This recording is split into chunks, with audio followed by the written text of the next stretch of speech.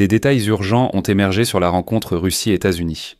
Aujourd'hui, en Malaisie, lors du sommet de l'organisation, les ministres des Affaires étrangères russes et américains se sont rencontrés. C'est-à-dire entre Sergueï Lavrov et Marco Rubio, consacrés à la guerre en Ukraine et à la situation au Moyen-Orient. Les deux parties ont évalué ces résultats à leur manière, mais immédiatement après cette rencontre, la partie américaine a présenté toute une série d'initiatives en faveur de l'Ukraine. Mais le Kremlin a commencé à affirmer que Vladimir Poutine ignore les menaces de Donald Trump et a décidé d'aller jusqu'au bout, attendant une percée sur le front avant d'entamer des négociations. L'entourage de Vladimir Poutine a déclaré que Poutine ignore Donald Trump, car il croit en une percée de son armée dès cet été. En même temps, à la Maison-Blanche, on a enfin compris à qui on avait affaire au Kremlin, et ils ont fait front commun avec l'Europe pour fournir à l'Ukraine toutes les armes nécessaires. Bien que Marco Rubio ait mystérieusement déclaré que la Russie avait proposé une nouvelle approche pour mettre fin à la guerre qu'il transmettra aujourd'hui à Donald Trump. Je suis Alexei Petchii, nous sommes le 10 juillet, récapitulons la rencontre entre Marco Rubio et Sergueï Lavrov. Mais avant de commencer, je vous demande de vous abonner à cette chaîne, de mettre un like et d'écrire n'importe quel commentaire. De plus, abonnez-vous à ma chaîne Telegram Petchi News, le lien se trouve dans la description de cette vidéo. Là-bas, nous publions des actualités en temps réel dès qu'elles arrivent. Aujourd'hui, en Malaisie, les ministres des Affaires étrangères russes Sergueï Lavrov et américain Marco Rubio se sont rencontrés. Fait intéressant, Lavrov a également amené avec lui à la réunion des fonctionnaires du soi-disant département de l'Atlantique Nord du ministère des Affaires étrangères de la Fédération de Russie. Et donc, comme le rapporte le service de presse du ministère des Affaires étrangères de la Fédération de Russie, une coordination approfondie a été effectuée sur l'ensemble des questions à l'ordre du jour bilatéral et sur la situation dans le monde. En particulier, il est affirmé que Lavrov et Rubio ont eu un échange de vues concret et franc sur la situation autour de l'Ukraine, de l'Iran et de la Syrie, ainsi que sur un certain nombre d'autres problèmes internationaux. Je vais maintenant citer le ministère des Affaires étrangères de la Russie. La volonté mutuelle de rechercher des solutions pacifiques aux situations conflictuelles, de rétablir la coopération économique et humanitaire russo-américaine a été confirmée et l'importance de poursuivre les efforts pour normaliser le fonctionnement des missions diplomatiques bilatérales a été soulignée.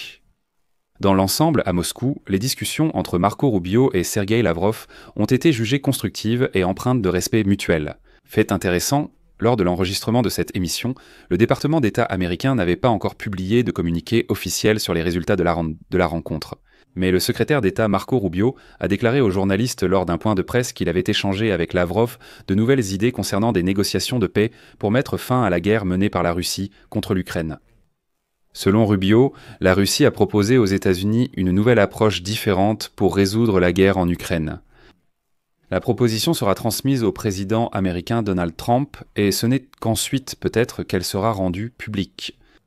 Comme le dit Rubio, je cite, « Je n'appellerai pas cela une garantie de paix, mais c'est un concept que je vais transmettre aujourd'hui au président. » Eh bien, rien qu'à partir de cette phrase, il est évident que Poutine n'a pas l'intention d'arrêter la guerre et qu'il n'a certainement pas l'intention de négocier une paix durable et complète. Bien que plus loin. Marco Rubio a ajouté que le président américain Donald Trump est déçu que la Russie ne fasse pas preuve de la flexibilité nécessaire pour mettre fin à la guerre contre l'Ukraine. Rubio a souligné que la stratégie des États-Unis dans le contexte de la fin de la guerre de la Fédération de Russie contre l'Ukraine consiste à continuer d'interagir avec toutes les parties impliquées dans la recherche d'une solution au conflit. Le chef du département d'État américain a précisé que lors de la rencontre, lui et Lavrov ont échangé des idées et des remarques qu'il transmettra dès ce soir à Washington. Eh bien, selon Marco Rubio, les négociations avec Lavrov ont été franches et importantes. Ils ont également discuté d'autres questions qui ne sont pas liées à la guerre en Ukraine. Cependant, selon Rubio, la guerre de la Russie contre l'Ukraine demeure le sujet principal de la discussion. Et à la fin, Rubio a ajouté, je cite, « Nous avons besoin d'une feuille de route pour les prochaines étapes concernant la façon dont nous pouvons mettre fin à ce conflit. » Et donc, nous avons partagé quelques idées sur la façon dont cela pourrait se présenter. Ce qui est intéressant ici, c'est que cette réunion a été accompagnée d'informations de la part des commentateurs selon lesquelles Trump a commencé à mépriser Poutine pour son refus de mettre fin à la guerre. Et surtout parce que cela fait déjà plusieurs mois qu'il le mène en bateau. Il est intéressant de noter que dans ce contexte, l'envoyé spécial des États-Unis pour l'Ukraine, Kit Kellogg, a déclaré aujourd'hui que l'Ukraine avait besoin d'un équivalent du plan Marshall, c'est-à-dire un vaste programme d'aide économique similaire à celui que les pays d'Europe de l'Ouest ont reçu après la Seconde Guerre mondiale. Mais nous en parlerons dans la prochaine émission. C'est aussi une nouvelle assez intéressante, surtout dans la partie où il est dit que Donald Trump a personnellement initié et dirigé le fonds d'investissement pour la reconstruction de l'Ukraine. Nous en reparlerons dans la prochaine émission. En même temps, en se référant à leurs sources proches du Kremlin, ils écrivent que Vladimir Poutine ignore ouvertement les appels de Donald Trump à mettre fin à la guerre en Ukraine. Parce que le dictateur russe croit en la capacité de l'armée russe de percer le front et de briser définitivement l'Ukraine. Ainsi, selon 2 interlocuteurs du média proche du Kremlin, le dirigeant russe estime que l'avantage de la Russie sur le champ de bataille grandit et que la défense de l'Ukraine pourrait s'effondrer dans les prochains mois. Ils ont également indiqué que Poutine considère qu'il est impossible de mettre fin aux hostilités pour l'instant, à moins que l'Ukraine n'accepte des concessions importantes.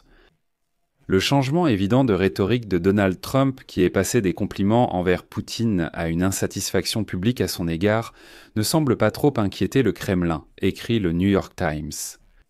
Le porte-parole du Kremlin, Dmitri Peskov, l'a déclaré clairement aujourd'hui. Voici sa citation. « Nous prenons cela calmement. Nous attendons la poursuite de notre dialogue avec Washington et de nos efforts pour rétablir nos relations bilatérales gravement perturbées. » Eh bien, comme l'écrit le New York Times, selon 2 personnes proches du Kremlin, Poutine était prêt à ce que la patience de Trump finisse par s'épuiser tôt ou tard.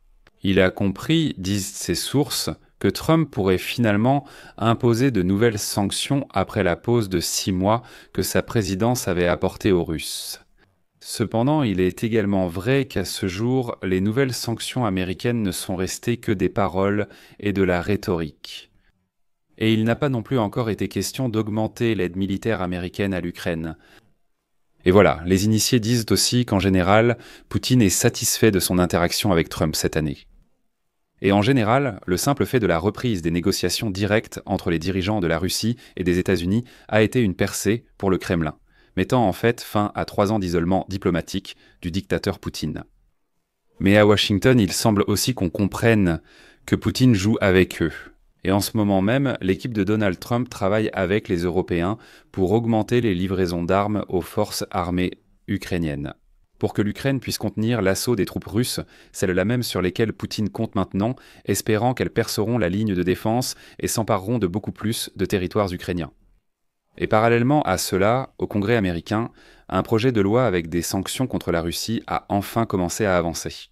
Mais si nous parlons de Trump, aujourd'hui, une nouvelle encore plus encourageante est apparue. Donald Trump a pris la tête du Fonds américain d'investissement pour la reconstruction de l'Ukraine. Le ministre des Finances américain, Scott Bessent, en a parlé publiquement. Et selon lui, Trump, en véritable homme d'affaires, est déterminé à mettre fin à la guerre le plus rapidement possible afin de commencer la reconstruction de l'Ukraine avec la participation d'entreprises et de capitaux américains. Et par conséquent pour avoir le temps d'en tirer profit. Nous en parlerons dans la prochaine émission. Je mets ici des points de suspension. Donnez votre opinion et vos conclusions en commentaire sous cette vidéo. Abonnez-vous à la chaîne, cliquez sur la cloche et n'oubliez pas de mettre un like si vous souhaitez soutenir le travail de cette chaîne.